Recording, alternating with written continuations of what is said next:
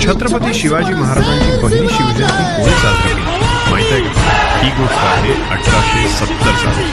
त्यावेळी रायगड किल्ल्यावर महाराजांची समाधी झाडाझुडपांनी घातलेली होती. इतकंच नाही, लोकांच्या आठवणीतूनही महाराज हळूहळू हरवत चालले होते. पण एक माणूस होता ज्याला हे सहन झालं नाही. महात्मा ज्योतिराव फुले स्वतः रायगडावर गेले.